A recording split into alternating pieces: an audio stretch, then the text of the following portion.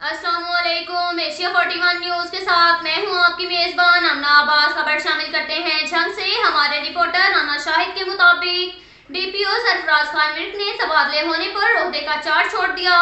अंजुमन ताजरान, इत्तेहाद group, civil society और शहरियों की कसीर तादाद ने डीपीओ जंग को उनकी खिदमत पर खराज तहसीन पेश किया। फूलों की पत्तियां निछावर की।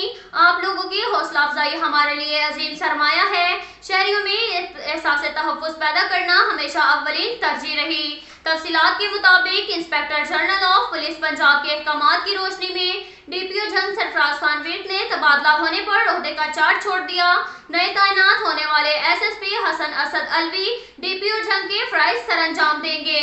एक साल तैनाती के दौरान डीपीओ सरफराज खान मिर्क ने जंग पुलिस की कमान इंतहाई पेशावराना महारत से करते हुए जराइम पेशा अनासिर के खिलाफ भरपूर कार्रवाइयाँ की।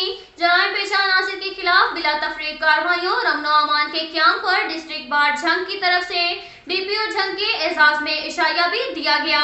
डीपीओ के तबादले पर अंजुमन ताजरान इत्तेहाद ग्रुप के सदर चौधरी शहजादा अकबर ने डीपीओ को नेक तमन्नाओं के साथ रुखसत करते हुए डीपीओ जंग को जराइम पेशा नासिर के भरपूर कार्रवाइयों और ताजरान मुतासरीन की फौरी दादरसी, शहर में अमन अमान के क्याम और उनकी खिदमत पर खराज तहसीन पेश किया। इस मौके पर डीपीओ जंग सरफराज खान मिर्क ने ताजर बिरादरी और सिविल सोसाइटी का शुक्रिया अदा किया।